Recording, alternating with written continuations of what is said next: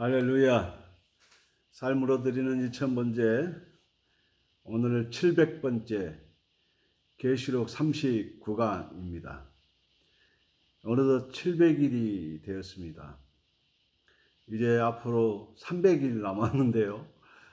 300일 동안에 요한계시록과 또 다른 책 한 권을 더 하게 될지, 두 권을 할지 세 권을 할지 잘 모르겠습니다만은 제 스스로도 생각해 볼 때 대단해요.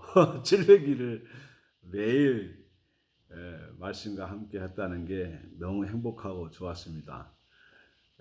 나머지 300일도 여러분 열심히 따라오시고 또 저도 열심히 하겠습니다. 우리 모두가 다 주님과 동행함으로써 이 1000번째를 통해서 생활에 많은 열매를 거두게 되실 줄로 믿습니다. 자, 에베소 교회에 대해서 지금 계속 공부하고 있습니다. 에베소 교회 어제는 이제 부정적인 면, 수고의 부정적인 면을 얘기했죠. 수고는 했는데 어떤 수고를 한 사람들입니까? 자기를 위해서 수고한 사람들에 관한 이야기입니다. 주님을 위해서 수고한 사람은 대가가 있지만 자기를 위해서만 수고한 사람들에게는 대가가 없다는 겁니다.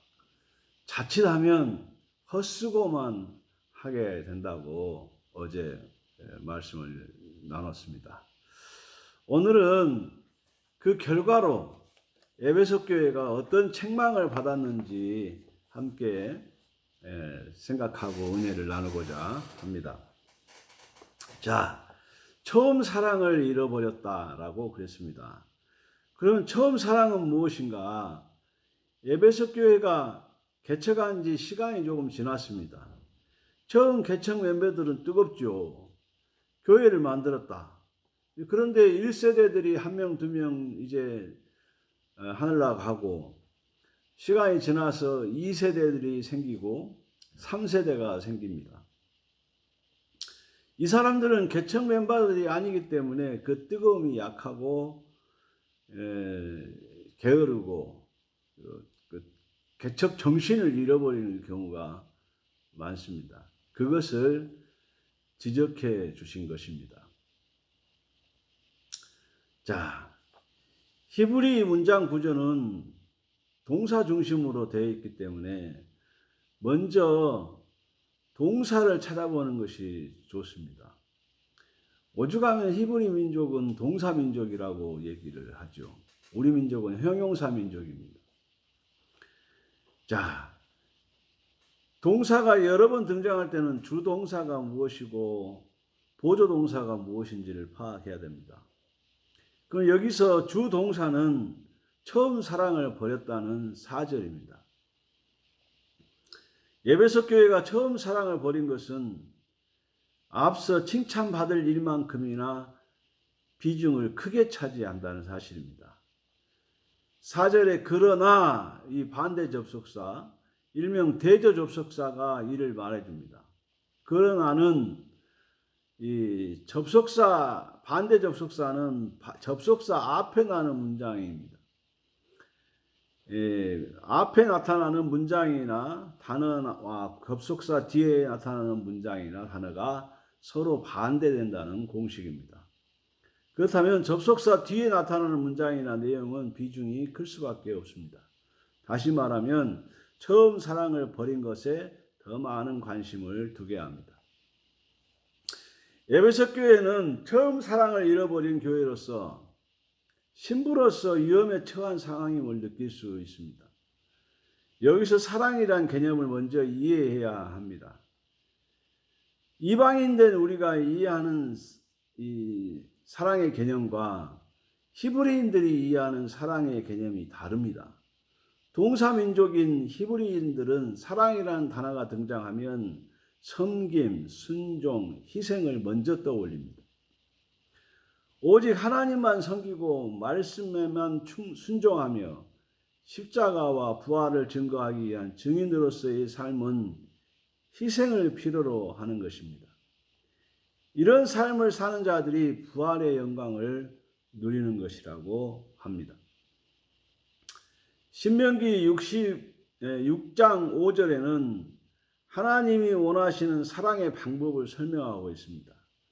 마음을 다하고 성품을 다하고 힘을 다하여 하나님을 사랑하라. 마음을 다한다는 것은 정신을 다 쏟아서 하는 것이고, 성품을 다하는 것은 인격으로 하는 것이고, 힘을 다하여 하는 것은 육체를 들여서 하는 것입니다. 그리스도께서 마태복음 22장 37절에서 마음을 다하고 목숨을 다하고 뜻을 다하여 하나님을 사랑하라고 말씀하셨습니다. 이를 요약하면 죽을 각오로 사랑하라는 의미이기도 합니다. 에베소 교회가 가졌던 처음 사랑이 무엇일까? 학자들마다 나름대로 여러 가지 이유를 제시합니다. 그리스도가 요한에게 이 편지를 기록하라 할 때에 이미 에베소 교회가 설립된 지 오랜 시간이 지난 후입니다. 그러니 초창기 설립자들이 중심이 아니라 2세대, 3세대들이 중심이 된 상태입니다. 이들은 1세대들이 설립 당시 느꼈던 감사와 감격, 기쁨을 경험하지 못한 상태입니다. 이런 상황을 아시는 그리스도께서 그들에게 처음 사랑을 버렸다라고 말씀하신 것입니다. 이런 근거는 처음 행위를 가지라는 말씀에서도 확인이 됩니다. 그리스도께서 왜 처음 사랑을 요구하는 것일까? 처음 결혼한 부부는 사랑으로 살아가지만 시간이 지난 부부는 의무감으로 살아간다고 하죠. 자, 지금 에베소 교회는 그리스도께서 보실 때 사랑으로 어떤 일을 한다고 보기보다 의무감으로 한다고 보여지는 것입니다. 그래서 처음 사랑을 회복하라고 말씀하신 것입니다. 자, 그래서 주님께서 문제점과 요구사항을 여기에 기록해 놓았습니다. 책망에 대한 문제를 해결하기 위해서 5절에 나타나는 그러므로라는 인과접속사를 해석해야 됩니다. 인과접속사는 접속사 앞에 있는 문장이나 단어가 원인이고 접속사 뒤에 있는 문장이나 단어가 결과라는 공식입니다. 그러니까 원인과 결과의 공식입니다. 그렇다면 처음 사랑을 회복하기 위해서는 어떻게 해야 될까? 그 해답을 접속사 뒤에서 찾으면 됩니다. 그러므로라는 접속사 뒤에 나타나는 보조동사, 첫째, 생각하라. 둘째, 회개하라. 셋째, 처음 행위를 가지라. 세 가지 말씀입니다. 생각하라가 굉장히 중요하죠. 에베소 교회는 처음 사랑을 다시 회복하기 위해서 세 가지가 요구됩니다. 계시록 2장 5절에 그러므로 어디서 떨어진 것을 생각하고 회개하여 처음 행위를 가지라. 만일 그리하지 아니하고 회개하지 아니하면 내가 내게 가서 내 촛대를 그 자리에서 옮기리라. 그렇습니다. 어디서 떨어진 것을 생각해라는 겁니다. 처음 사랑을 다시 회복하기 위해 뒤돌아보는 것이 무엇보다도 중요하다는 거죠. 그래서 어디서부터 잘못됐는지 실마리를 풀 수 있기 때문입니다. 저는 삼해농장이라고 하는 음성 나은자촌에서 사역을 했습니다. 하나님 사랑, 이웃 사랑, 나라 사랑, 그래서 3A인데요. 1세대들이 정말로 다리 밑에서 깡통 들고 누더기 뒤집어 쓰고 살았거든요. 그 사람들이 일궈놓은 농장이에요.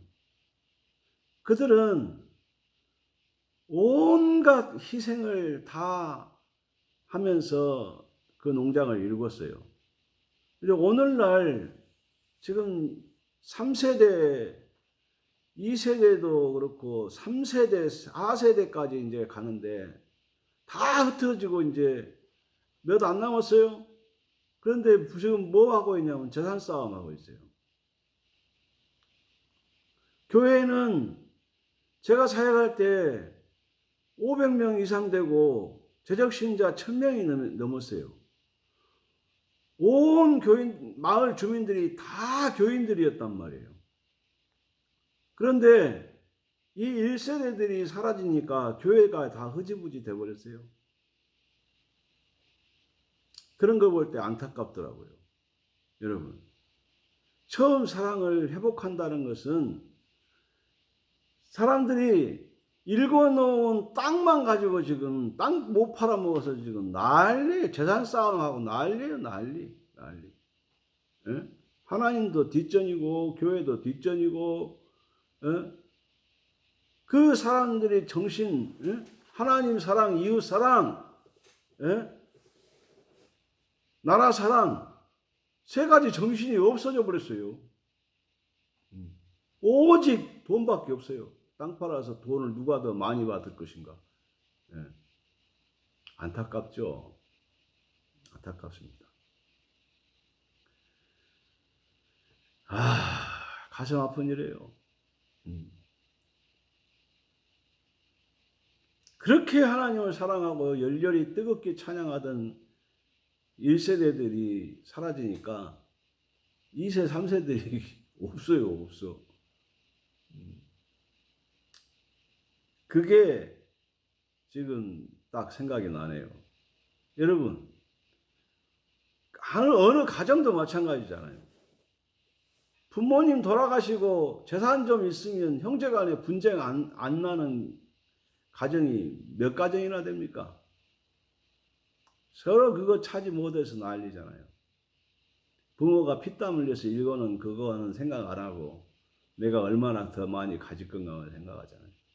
에베소 교회가 딱 그 꼴 났어요, 지금. 예.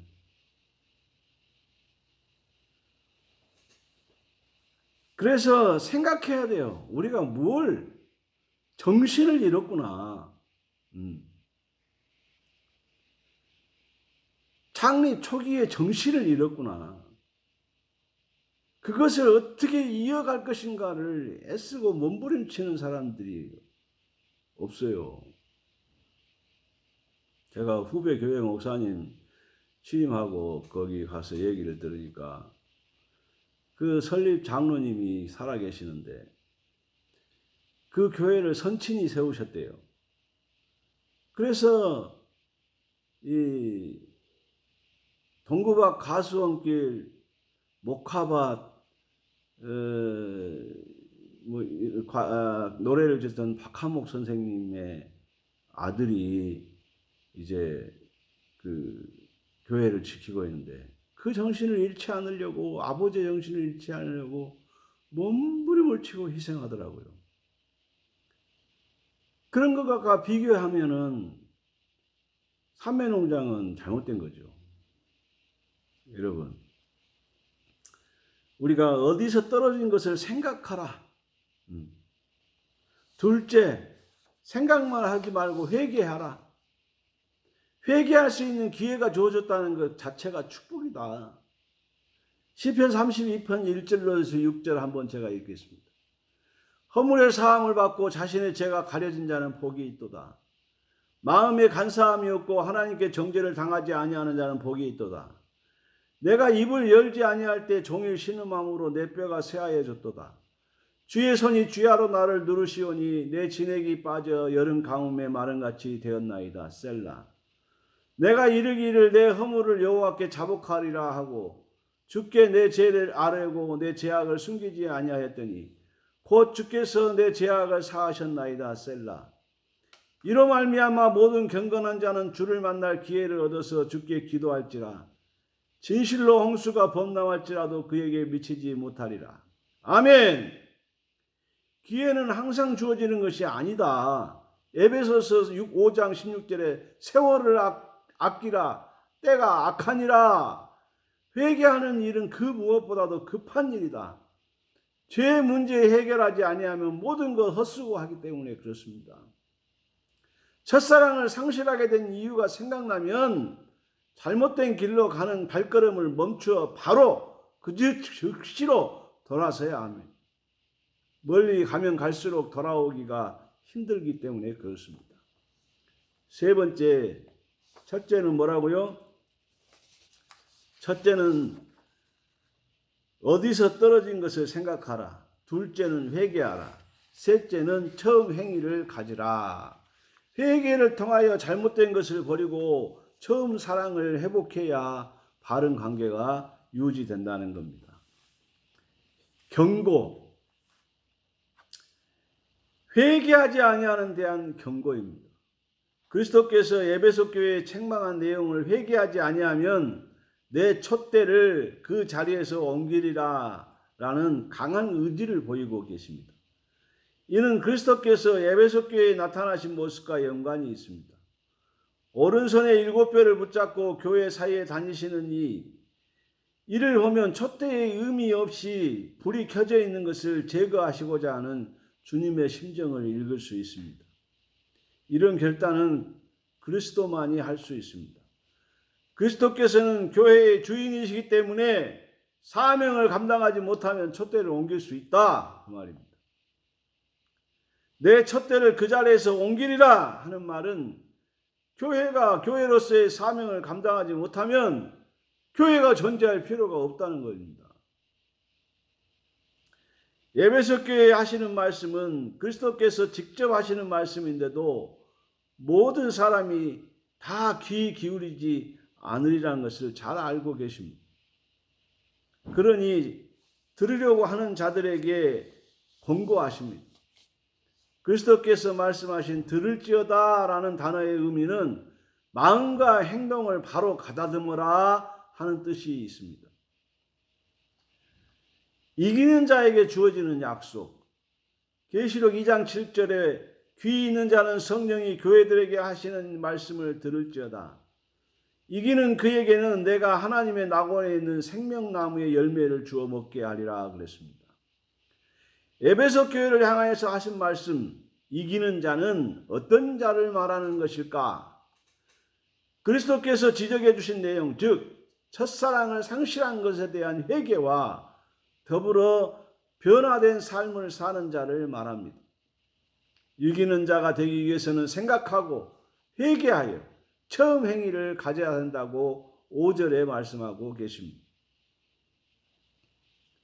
에베소 교회는 그리스도께서 시정을 요구하신 사항, 처음 사랑을 회복하기 위하여 회개하지 않을 경우에 존재를 잃어버릴 위험에 처해진다는 것입니다. 존재 가치가 없어진다는 거죠. 그러나 처음 사랑을 회복하기 위하여 회개하면 하나님 낙원에 있는 생명나무 열매를 주어 먹게 하리라 7절에 약속을 하고 계십니다. 이 약속은 에베소 교회에도 해당되지만 오늘날 교회들에게 하시는 말씀이기 때문에 이 땅의 모든 교회 중에서도 에베소 교회와 상황이 같은 교회에 동일하게 적용이 된다는 겁니다.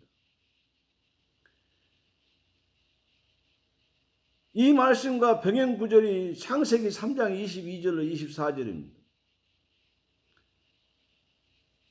1번 생명나무의 열매를 주어 먹게 하리라 하는 7절은 에덴의 회복을 의미하는 거죠. 아담과 하와가 말씀에서 이탈함으로 생명나무의 열매를 먹는 것이 금지되었습니다. 창세기 3장 22절에 24절까지를 보면 여호와 하나님이 이르시되 보라 이 사람이 선악을 아는 일에 우리 중에 하나같이 되었으니 그가 그의 손을 들어 생명나무 열매도 따먹고 영생할까 하노라 하시고 여호와 하나님이 에덴 동산에서 그를 내보내어 그의 근원이 된 땅을 갈게 하시니라. 이같이 하나님이 그 사람을 쫓아내시고 에덴 동산 동쪽에 그룹들과 두루 도는 불칼을 두어 생명나무의 길을 지키게 하시니라 그랬습니다. 이제 못 먹는 거죠. 계시록에 등장하는 낙원은 2장 7절에 등장하는 낙원은 창세기에 등장하는 에덴 동산하고 병행되는 단어로 같은 의미로 사용됩니다. 태초에 사람이 하나님의 말씀을 이탈함으로 생명나무 열매를 먹는 것이 금지되었다가 재림 시에 하나님의 말씀에 순종한 자들에게 상급으로 주어지는 것이 생명나무의 열매를 먹게 되는 일입니다. 신기하죠? 에덴 동산에서 이제 못 먹게 된 생명나무의 열매를 이제 그리스도가 재림하면 그때에 먹지 못하게 되었던 그 생명나무의 열매를 먹게 된다 그 말입니다. 그러니까 창세기와 요한계시록이 병행장으로 같이 봐야 된다 그 말이에요. 그러니까 창세기가 시작이라 그러면 요한계시록은 마지막 결론이다 그 말이에요. 그런데 구약은 없어도 된다고 얘기하는 사람이 있고 별 희한한 사람들 다 있어요. 제 후배 목사가 하나가 박사인데 신학 박사가 그따위 소리를 해요. 아이고 뭘 배웠는지 모르겠어요. 아이고 이게 뭐예요? 에덴을 회복하는 거예요. 에덴을 회복하는 거. 자, 두 번째 생명나무의 열매를 주어 먹게 하리라 7절 말씀은 영생을 의미해요. 창세기에 생명나무의 열매를 금지하는 이유는 영생할까 하는 생각에서였다 그 말입니다. 창세기 3장 22절에 여호와 하나님이 이르시되 보라 이 사람이 선악을 아는 일에 우리 중 하나같이 되었으니 그가 그 손을 들어 생명나무의 열매도 따먹고 영생할 거가 하노라 하시고 계시록에 생명나무의 열매의 회복은 영생에 대한 회복이다 라고 가르쳐 주시는 거예요. 이 사실은 천국을 모사한 계시록 22장 2절에 다시 한번 확인시켜 주시는데 길 가운데로 흐르더라 강 좌우에 생명나무가 있어 12가지 열매를 맺되 달마다 그 열매를 맺고 그 나무 잎사귀들은 만국을 치료하기 위하여 있더라. 그래서 하나도 버릴 게 없어요. 열매도 먹고 잎사귀까지 다 치료를 위해서 쓰여져요. 자, 이 병행적인 의미, 창세기와 계시록의 이 병행적인 의미는 그리스도께서 자신을 소개하는 구절에서도 찾을 수 있어요. 계시록 22장 13절에 나는 알파와 오메가요 처음과 마지막이요 시작과 마침이라 이렇게 주님이 시작과 마침 알파와 오메가로 자신을 표현하시잖아요. 이 약속은 당시 에베소 교회에도 포함되지만 교회들이라는 단어를 통하여서 이 땅의 모든 교회 이기는 자에게는 다 포함된다 그 말이에요. 선택은 다 교회 몫이다 그 말입니다. 선을 선택하면 생명을 얻고 복을 누리겠지만 악을 선택하면 죽음을 얻고 화를 당할 것이라고 하는 이 원리가 원인 결과의 법칙이 그대로 적용된다 그 말입니다. 성경을 읽고 공부하면 할수록 무섭습니다. 어쩌면 톱니와 키가 딱 맞아서 들어가는 것처럼 딱딱 맞아지는 것을 볼 때 두려움을 느낍니다. 하나님의 말씀은 1.1획도 틀림이 없이 정확합니다. 여러분 이 밤에 하나님의 말씀을 들으십시오. 생각하십시오. 내 처음 사랑을 어디서 잃어버렸는지, 내 처음 정신이 무엇이었는지, 내가 그리스도를 위해서 온갖 희생을 다 하겠노라고 다짐했던 그 모든 것들이 다 어디로 도망갔는지, 그래서 그 열정을 다시 회복하십시오. 회개하고 돌이키고 다시 하면 돼요. 그렇지 않으면 하나님이 촛대를 옮겨버리신다고 그러잖아요. 그 얘기는 뭐냐 그러면 교회를 흐트러 버리겠다는 거예요.